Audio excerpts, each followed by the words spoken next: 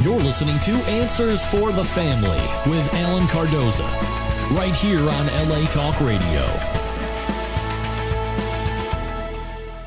Welcome to another edition of Answers for the Family. I'm your host, Alan Cardoza, and for those of you that have been listening, sending in questions and comments, thank you so much, and please continue to help spread the word that every Monday from 11 a.m. to noon Pacific time, this show will bring on special guests that can inspire, educate, and in some cases entertain, while bringing answers and options to making our lives happier, healthier, and more successful. Now, you all can do me a big favor. Please forward one of our shows to your social media group or to someone you know that can benefit from a particular show. And I was just speaking with our guest and saying that we're in a time in which everybody now knows somebody who has dealt with this topic. So I think everybody's going to know someone that they can forward this show to. Now, Answers for the Family will continue to address a variety of issues, such as family crisis intervention, building self-esteem, dealing with addictions, and so much more. And we'll introduce you to talented authors and new innovations in the areas of health, security, and sometimes fun for you and your family.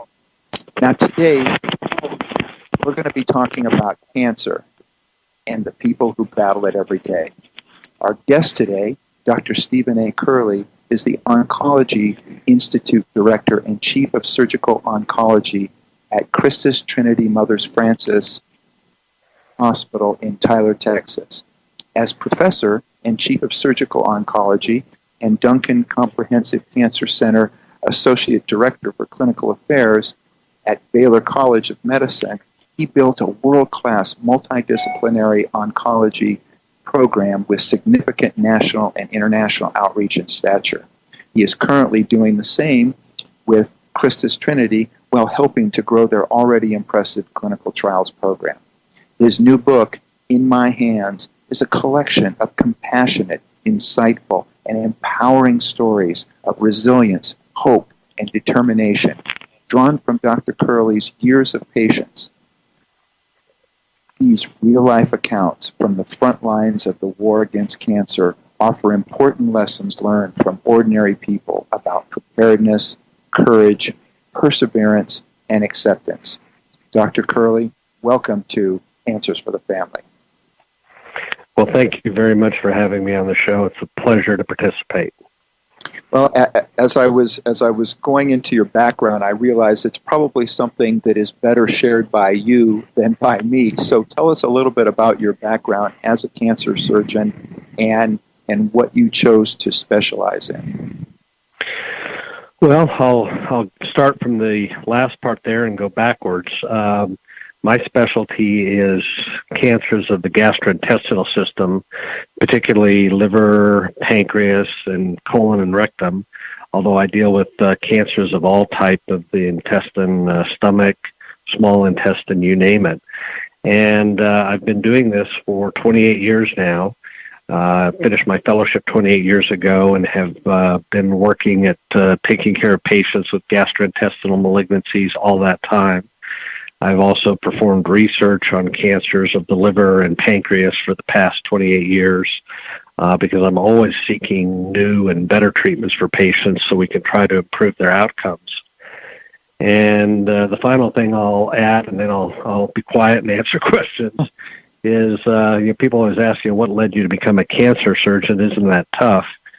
And the answer is, it can be emotionally charged. It can be difficult. Not all of our patients can we help, and sometimes cancer recurs despite what we do. But I developed a strong hatred for cancer when I was a surgical resident. I had the misfortune of having an 18-year-old cousin who developed cancer right as she entered her senior year of high school, and she was treated at the university hospital where I was a resident. And I saw her suffer horribly with her disease over the next year and ultimately succumb. And I saw what that did to her, to my aunt and uncle, to my parents, to everybody who loved her. And it really affected me. So I dedicated my life to battling cancer.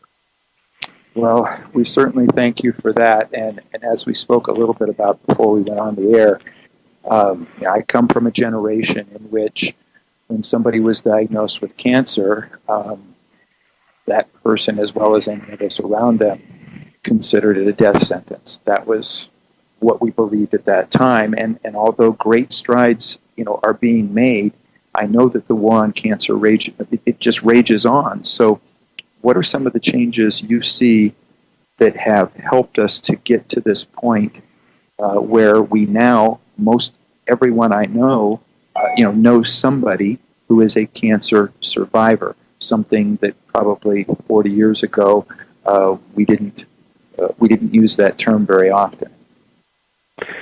Well, and you're right. And unfortunately, it was something that struck fear into the hearts of anybody who was given that diagnosis. Still happens, but we are doing better in many diseases. And so the reason for that is we certainly become better at developing new multidisciplinary approaches. So we know that no one specialty can cure most cancers, so it requires surgeons, medical oncologists, radiation oncologists, other caregivers, nutrition experts, you name it. And I'll tell you what has really been, I think, the greatest step was the completion of the Human Genome Project. Mm-hmm. And along with that, the Cancer Genome Project, where we now understand better what the genetic changes are in different types of cancer. That has led to a revolution in the development of what we call targeted therapies or personalized therapies. It has also led to the revolution in immune therapies for some kind of cancers. So we now recognize much better just how diverse cancer is, and how even if you take 100 patients with the same diagnosis, say pancreas cancer or colon cancer or breast cancer, it's actually 100 slightly different diseases. And we have to then interact with that cancer and with that individual based on their specific set of circumstances and the genetic alterations they have.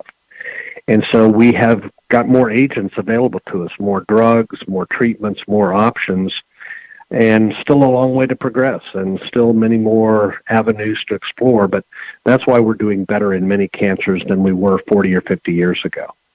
Now, one of the things that you mentioned was immune therapy. If you could talk a little bit more about that, because what I'm envisioning as you're saying that is we're getting better at utilizing our own body to fight it. So to trigger certain things in our own immune system, which I think is incredible. Can you share a little bit more about that? Because I think that's one of the areas that I'm most interested in. Well, this is something that first came to prominence in the early 1980s. Dr. Steven Rosenberg from the National Cancer Institute started working with a molecule called interleukin-2, which he showed was a normal substance produced by the body.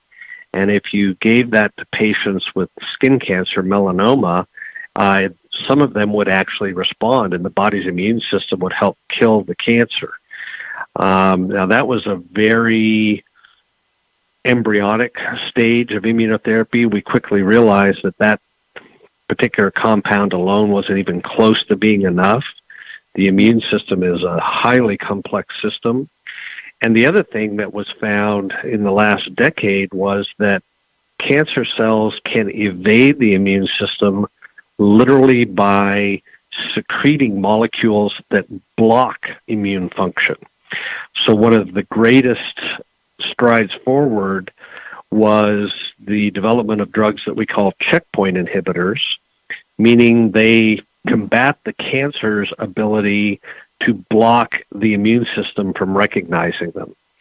So there are only certain cancers that we've been able to, use that type of therapy for. Again, skin cancer, some lung cancers, some kidney cancers, some breast cancers. There's a few other cancers where it may help, but the good news is what we found, because of the complexity of the immune system, there is a very long list of new drugs that are currently going through testing that we hope will help with other types of cancer that you didn't just hear me list, including some of the ones that are the most lethal. cancers like liver cancer or pancreatic cancer, some of the brain cancers that are still very, very highly lethal. So the potential exists to develop new treatments in those types of tumors as well, and research is very actively ongoing in those and many other types of cancer. Well, you sound very optimistic, and I like that. So as you were taking the time to obviously do so many great things in regards to healing people, what prompted you to write the book In My Hands, and how did you find time to do it? Well, it was my patients who encouraged me to write the book. I've always been somebody who kind of keeps track of interesting stories, and I come from a family that had a strong storytelling background. My grandfather, my great-grandfather used to entertain us with stories when we were kids. And I would take notes. When patients would tell me something interesting, I would jot down. I guess today it would be called journaling. I don't know that it was really anything quite that formal, but I would take down notes of interesting things that happened or patients who had interesting tales. And I also learned an important lesson early in my life, and that was to sit down and take time to listen and learn more about patients than just the disease you were treating. And I would tell patients, well, tell me something about what you like to do, or you were in the military. What did you do in the military? What kind of work do you do? And sometimes the most remarkable stories would be told that would really just, you just step back and go, wow, I would have never guessed. And so patients, when they're diagnosed with cancer, obviously that immediately strikes fear into them. And as you noted earlier, frequently it causes them to wonder about their own mortality and their own longevity. So I like to tell patients stories that will give them hope or inspiration, perhaps courage, of people who have succeeded and who have beat cancer. Or, again, as you know, not all of the stories in my book have happy endings. Mm-hmm. Some of the patients do succumb to their cancer. But the way they battled the disease, the courage, the persistence, the humor, whatever they happen to show, whatever I happen to emphasize in that particular chapter was really remarkable to me. And I wanted to really point out that people can have a remarkable ability to endure unbelievable stress and struggles. And really, I wanted to celebrate that with this book. And so these are stories I would tell my patients, and they kept telling me, you should write this down. So I took the time. It meant sometimes doing some writing at the middle of the night or on airplanes or on weekends, but I just carved out time here and there and wrote it down over a period of about a year and a half, and there we go.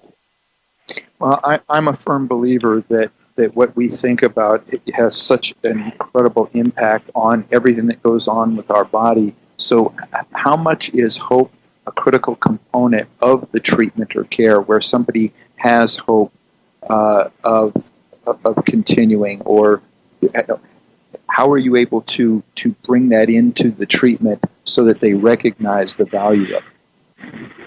Well, there's no blood test for a positive attitude, and all of us who are involved in cancer care have certainly seen patients who have beaten the odds, or even if they ultimately die from their cancer, they've certainly survived much longer than the statistics would have predicted. And it's because of that will and that drive that they have. Conversely, I've seen patients who I thought had very treatable disease and had a reasonable chance at surviving, who lost hope, who gave up, literally just almost willed themselves to fail. And that's a frightening thing as a cancer clinician to see when a patient just sort of throws in the towel. It's almost like they just sort of say, well, that's it, it's all over, and that becomes a self-fulfilling prophecy. So it really works both ways, I've learned in my career. People can certainly do much better than we predict, and can also do much worse than we would have predicted if they just sort of lose hope. Now, when I was doing my research, there was a quote that you had to where that you passionately believe that cancer surgeons should treat patients like they're in a family practice. Is that kind of what you're talking about now, where you're working with them and listening to their stories and giving them stories of hope so that so that helps them throughout their treatment? Absolutely. And that's one of the interesting things about surgical oncology as a career. For many diseases that surgeons treat, if you have, say, gallstones, you go to a surgeon, you're having pain from your gallstones, he or she removes your gallbladder, sees you once or twice in their office, and then you go about your life and they go about yours. With cancer, I follow my patients for life because we never know if the cancer may recur or if they may develop some complication or side effect related to the treatments they received that we need to intercede and treat. And so I get to know my patients and they get to know me. And so they ask me questions about my family. We talk about their family, their kids, their grandkids, their pets, their vacations. They frequently bring in pictures to show me. It becomes more of a long-term relationship. And they also know from me that I'm going to always shoot very straight with them. One of the hard parts of any cancer clinician's life is the fact that we sometimes have to give bad news to our patients and tell them, look, I'm sorry to tell you this, but your cancer's back, but here's what we can do. Here's our options. This is how we're going to, proceed, or this is what we can recommend to you. And, it really engaged them as a decision maker, not just dictate to them, okay, here's what you've got, here's what we're going to do. Let them know that there are a number of different options and, let them participate actively in choosing which direction they want to go. Wow. I mean, and that makes really good sense. Share with us a little bit because we're talking about what the patient is going through, but talk a little bit about the highs and lows of just being a cancer surgeon. I mean, to me, the emotional side of that, the wins, the losses, especially getting that close to your patients, how often does that, affect you, and what do you do to keep yourself at a positive outlook on life? Well, so it's actually a daily occurrence. I may go to the operating room and do a very technically demanding and difficult operation and, walk out of there just on a adrenaline high because I've just successfully completed a difficult operation, and I know that means I've given my patient a chance to survive. Conversely, I may do an operation that I plan to remove a tumor and get in there and find that the cancer has spread in a fashion that we didn't detect on our preoperative scans, a CT scan or a MRI scan. And even though I've warned the patient that could be something we find, it's still a very painful conversation to have with the family members and then ultimately with the patient, because they know that means that the cancer is more widespread and more aggressive than we had thought. And then, when I see patients in clinic, it's sort of there's highs and lows that can flow through the day. I may see a patient who was told 10 or 15 years ago they had 6 months to live, and I'm still seeing them based on the operation I performed and the other treatments my colleagues gave them. Conversely, I may see a patient back who I operated on some point in the past, and I open up their scans and boom, the cancer's back. So I have to go and drop that bad news bomb on them. So it's a series of highs and lows throughout any given day.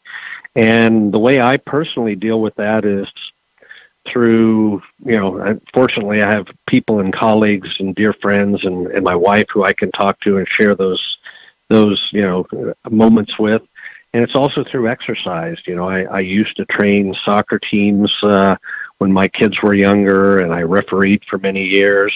And I still exercise regularly. I find out that is the healthiest way for me to blow off steam and to work through the angst when I've had a tough week or when I've had bad news that I've had to share with patients.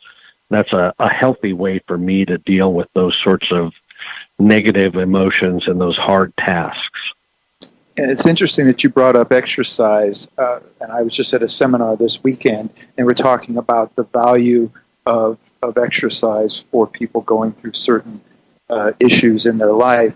How important is diet and exercise for your patients?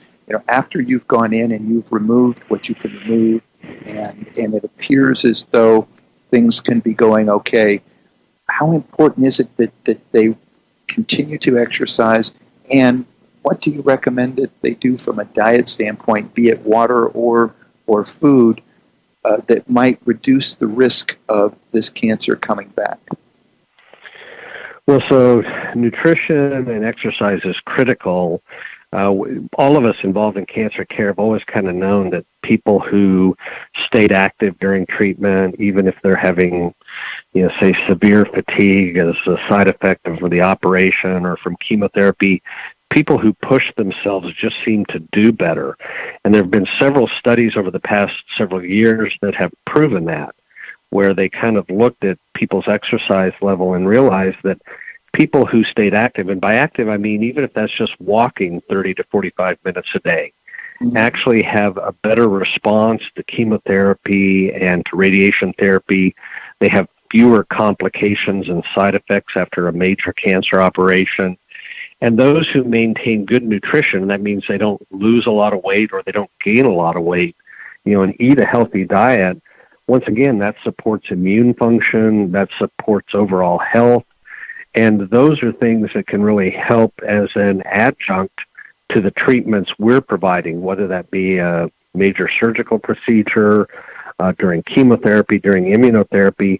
So patients often ask, what can I do to improve my odds? And so that's an easy one to answer. I say, exercise, even on days when you're feeling down, when you're feeling bad, when you're feeling really washed out.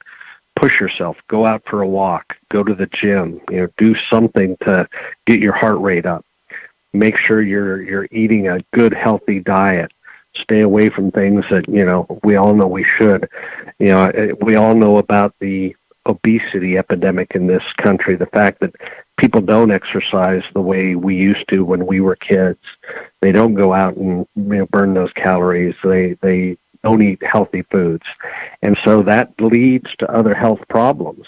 And so I encourage my patients to avoid those sorts of pitfalls and to stay away from those sorts of foods that we know are not healthy. Well, it sounds like that would be good advice for anybody if you've been diagnosed with something or not, even from a preventative standpoint. Would you agree? Oh, absolutely. It's interesting. We know right now that, everybody obviously knows that people who are markedly overweight have higher problems with diabetes, high blood pressure, heart disease. We now recognize that obesity also increases the risk to develop many types of cancer. Breast cancer in women, prostate cancer in men, pancreas cancer, liver cancer. All of these are cancers we're now starting to see an increase in the incidence of related to obesity. So, yes, it's definitely a way to reduce your risk of those cancers. So now, getting to the book now, as you were writing it, who did you envision your audience would be? Well, when I started, I kind of thought that it might be helpful to patients or family members when they were diagnosed with cancer or who were still fighting cancer. But then as, I started showing it to colleagues, they pointed out, this is really a good book for cancer caregivers or other people who might be involved in medical care. So I don't want to sound grandiose in any way here, but, I think that as it morphed, the book became something that could be useful for anybody providing care for cancer patients, who is a frontline clinician, family practice doctors, internal medicine doctors, people who actually end up making a diagnosis of cancer. And certainly, I've had a number of medical students who've read the book who told me they really found it helpful to realize the importance of that connection with the patient, of maintaining, a certain amount of empathy and compassion, which is not always easy to do when you're tired and you're frazzled and, your workload is heavy, but maintaining that personal connection and taking that chance and maintaining feeling, I think, is an important message. Well, I'll take it one step further, and I think it's really something that would be good for any of us to read again, because we're now in that time in which everybody knows somebody that is a cancer survivor, and and just to be able to hear stories, if it's something that helps motivate someone to to continue with their diet regimen or their exercise regimen or something, so that it doesn't come back, or even for those of us just wanting to stay in the best of health. I think hearing these stories, I felt anyway, was just a reminder, and in a very heartwarming way to hear some of the hope and the courage that was expressed. So that would be my thought. Now, what I'd like to ask, but I want to do it, have you answer when we come back from a message, is I want you to talk about the impact of a cancer diagnosis on more than just the patients, because we have family, friends, coworkers, and so much more. So we're going to take a break, but when we come back, hopefully the doctor will be able to share with us how this impacts more than just the patient. Stay with us. We'll be right back. Founded over 30 years ago to meet the needs of families in crisis, West Shield has continually focused on resolving issues that negatively impact families and businesses. Our signature therapeutic transportation service helps to ensure that adolescents in crisis are safely transported to specialized schools, programs, and treatment centers with unsurpassed experience and success. We are supported by our full-service licensed investigation agency that has legally, professionally, and compassionately located hundreds of runaways and teens. We are experienced and qualified to help, offering solutions which may include referrals to our international network of top professionals in the fields of educational consulting, psychology, psychiatry, and investigations. Simply put, West Shield Adolescent Services and West Shield Investigations are the best solutions when your family is facing a personal crisis. Call 1-800-899-8585, 24 hours a day, 7 days a week. That's 1-800-899-8585, or visit our website at westshield.com. Thank you. And we're back. You're listening to Answers for the Family, and we are talking with Stephen A. Curley, a cancer doctor who has written a book that is really taken a lot of stories from patients and put them together in such a way that I think it shows so much compassion. It shows so much courage. The book is called In My Hands. And when we went to break, the question I asked was if you could talk to us about the impact of cancer diagnosis, on the patients, but more so on everyone else that's close to them. Well, so the impact is profound, and so I'm going to share with you a frightening statistic. It's currently believed by the National Cancer Institute and the American Cancer Society that 38% of Americans will be diagnosed with a cancer at some point during their life. So that's more than a third of us. So that means that there's no way you're not going to know somebody who was diagnosed with cancer if it's not you yourself.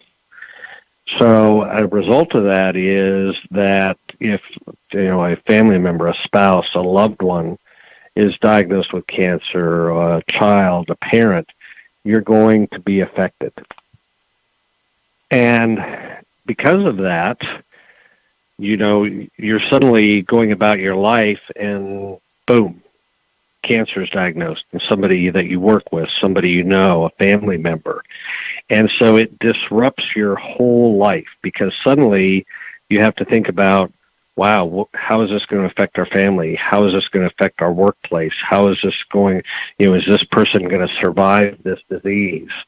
If this is the breadwinner for a family, wow, what are we going to do if they don't survive? Who's going to, bring home a paycheck? Again, I can go on and on and on. It is a total disruptor to the normal stream of the everyday life of everyone around that person. And it can't help but incite fear and uncertainty. Now, share a little bit about just a little bit more about the emotional side, but also the things that we go through as humans when we have a loss of productivity, a loss of skills, the fears that come from financial insecurity.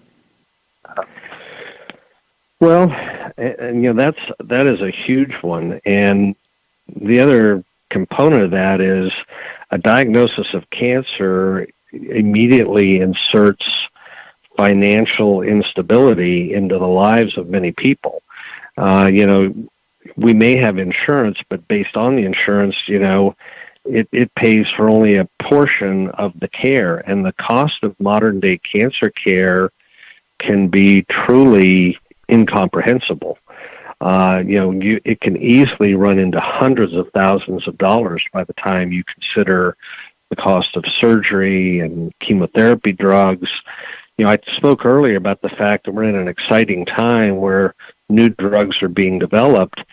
The downside to that is many of these new drugs are prohibitively expensive. And if an individual doesn't have an insurance plan that pays for those, they can be faced with dire decisions. Do I take out a second mortgage on my house? Do I dip into my retirement funds? These are all very real decisions that people are forced to make that they really had not planned to make. And I've seen people struggle mightily with, how do I handle this? And what is the effect going to be on my family, regardless of whether I survive it or not? I've seen people who were planning to retire or near retirement who were not able to do that because of the cost of their cancer treatments and the fact that they had to continue working to maintain insurance or to pay the bills.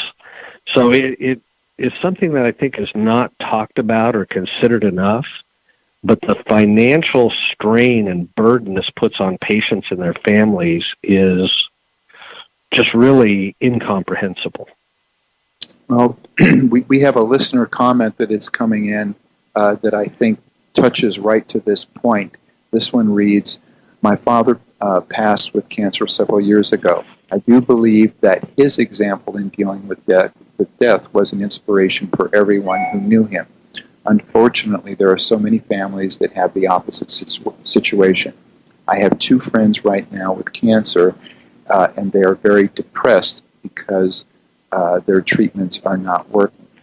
I have been struggling to find a book to lighten their spirits. After reading the summary on Alan's site, I ordered a couple of copies as I believe your book may just be what I've been looking for. Thank you so much for all that you do." And this is from Allison in Virginia. Well, thank you, Allison, for that very, very kind remark and for taking the time to write that note. And I certainly do hope the book provides some level of comfort or support to people. Again, I've had people who have written to me after reading the book, and they say, we don't really quite know what to make of it. Some of the chapters we end up laughing, and then the next chapter we're in tears. And, those highs and lows are a reality of what we deal with. And I know it's sort of funny to hear a cancer surgeon say, well, yeah, that you're going to laugh at some of the chapters. Well, there are some of the chapters that do have humorous stories in them or events that, made me and the people around us laugh.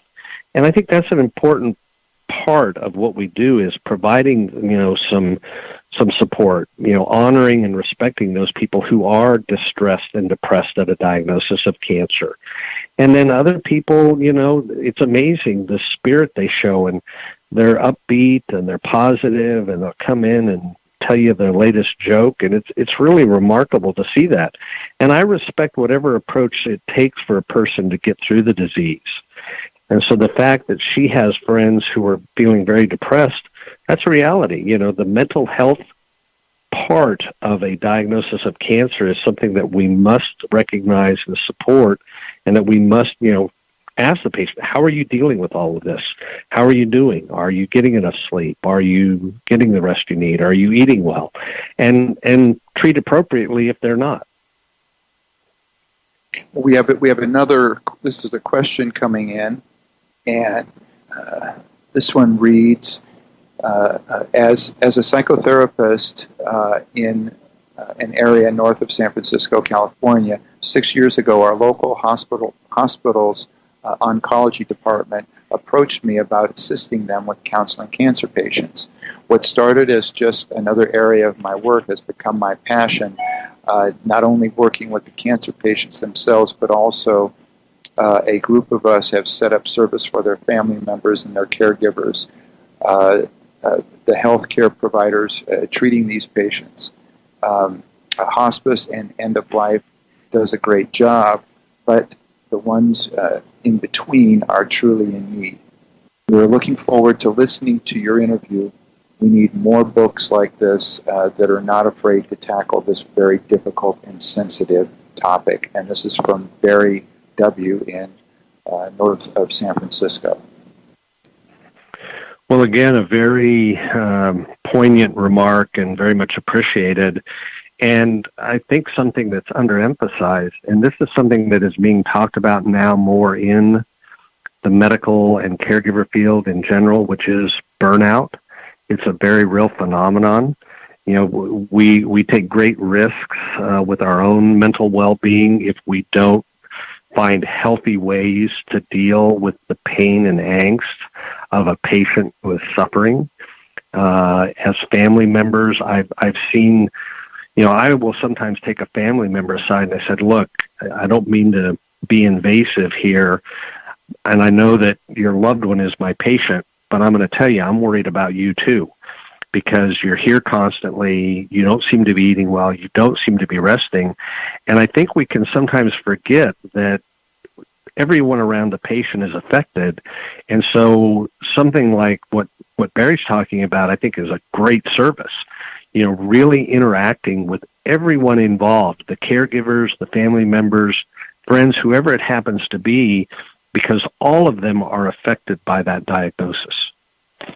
And I think it's a great point, and I hope that it's going on in many other cities as well, where they're recognizing the connection between, you know, the physical thing that they're going through and the mental state that they're in while they're going through it.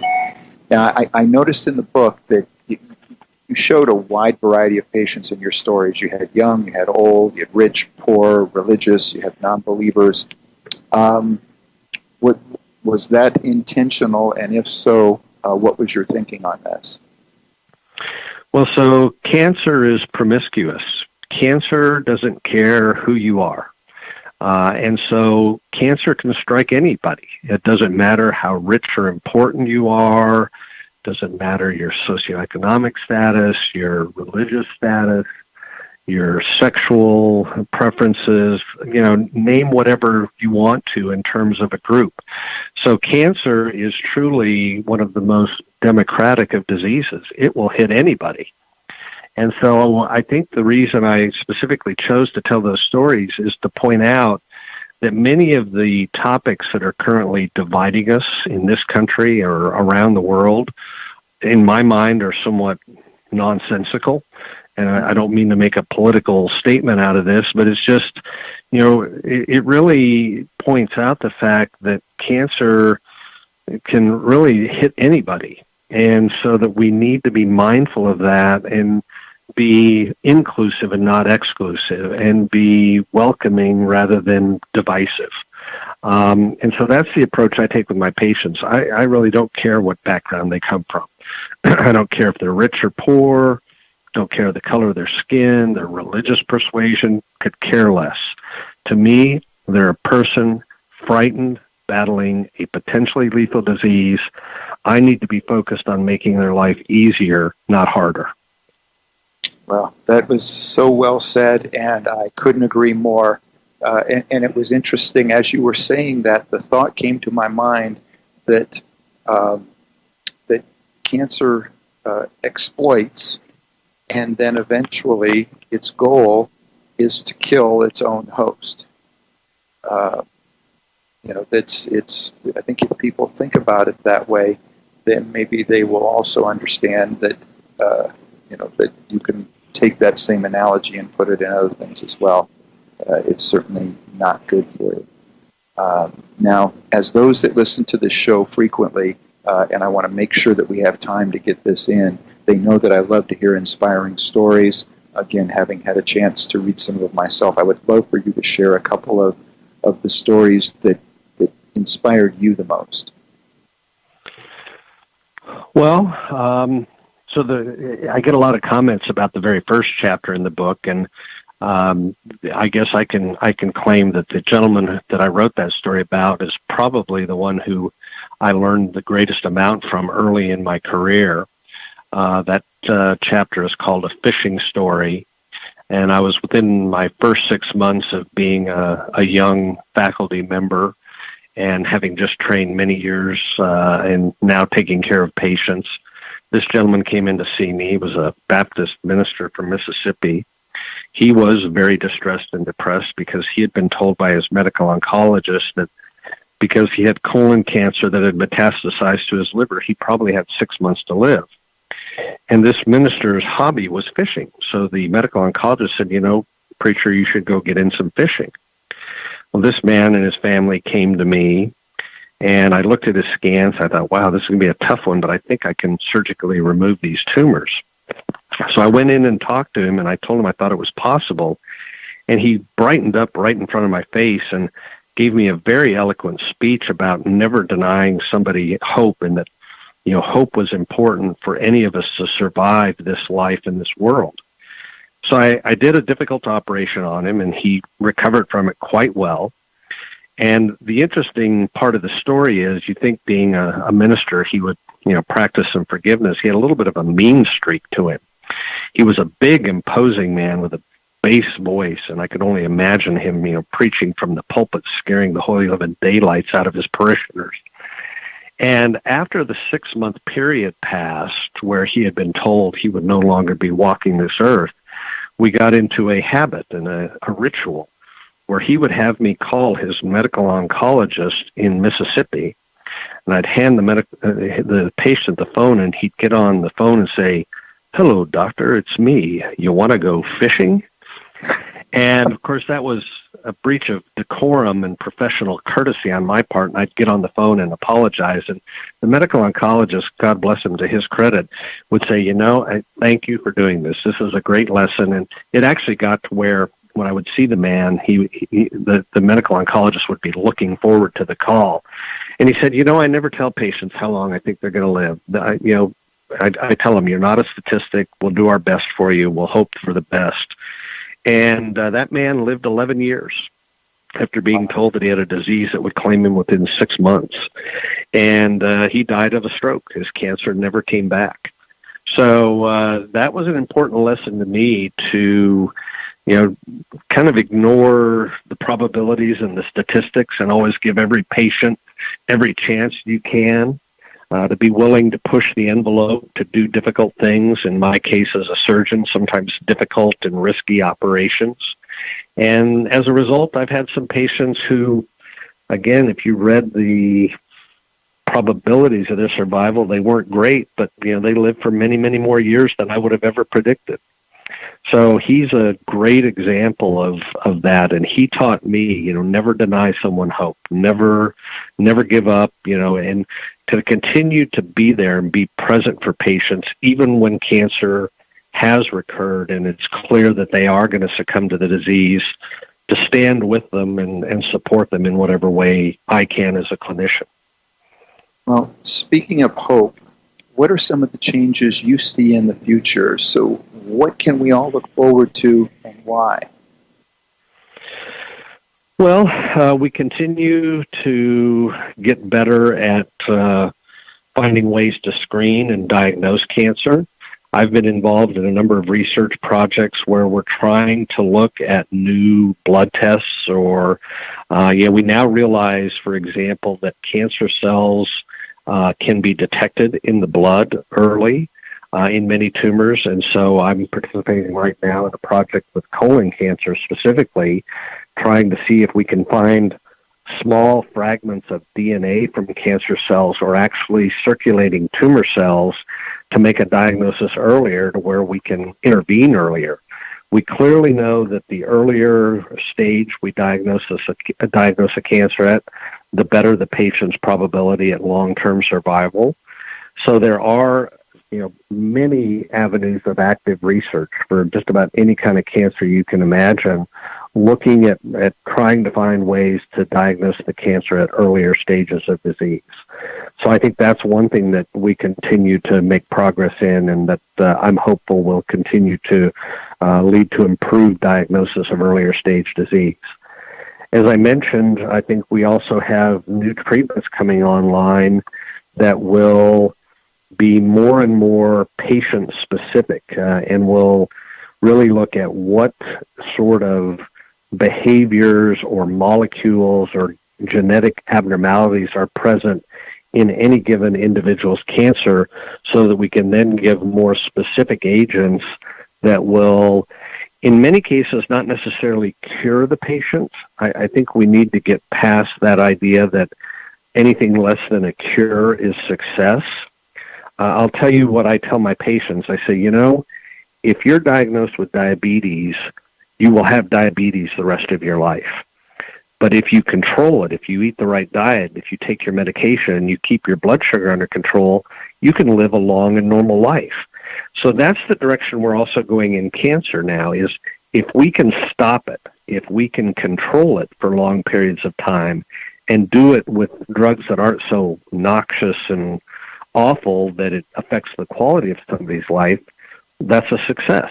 So there are many cancers and many drugs that are now being developed that may just sort of stop cancer in its tracks and not necessarily get rid of every trace of it, but just keep it from, its sort of relentless march and continuing to grow and spread and ultimately cost the patient their life. Now, it sounds like you're also saying that one of the most important things is early diagnosis. Are there things Absolutely. being done?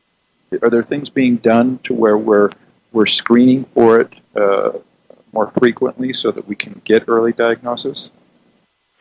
Well, I think with some of the cancers that are the most insidious and the most lethal, and I'll use pancreatic cancer as an example, we haven't done much to move the needle on survival long-term for pancreas cancer in almost 5 decades. So there's very active research at looking to try and find ways to diagnose that cancer early and to predict people who are at higher risk to develop it.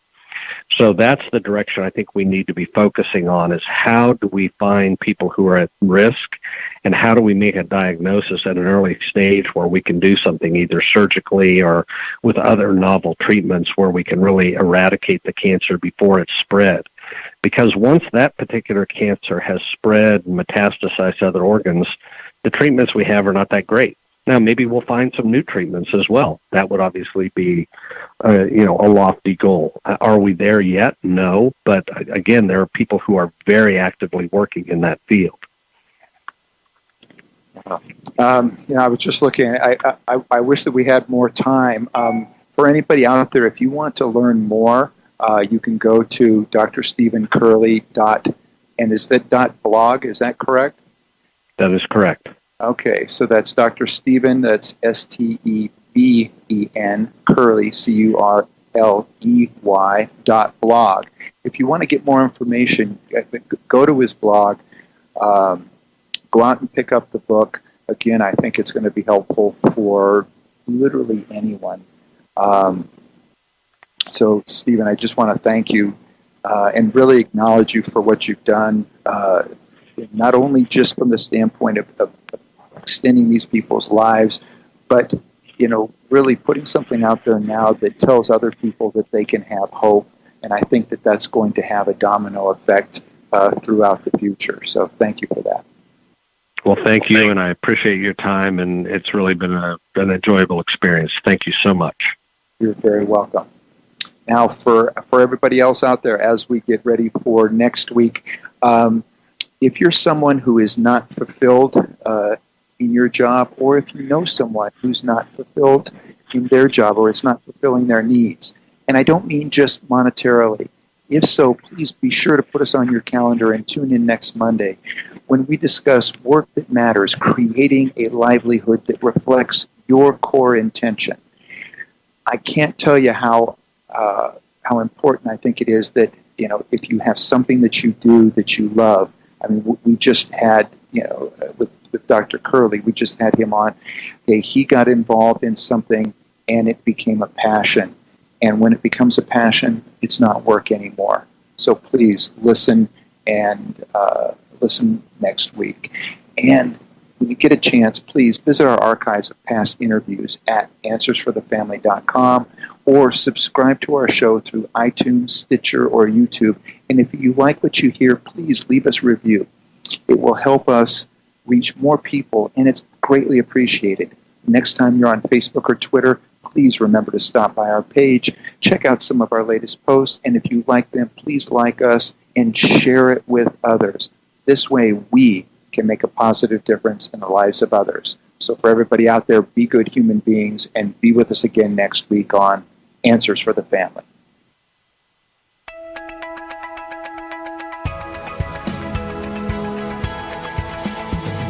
You're listening to Answers for the Family with Alan Cardoza, right here on LA Talk Radio.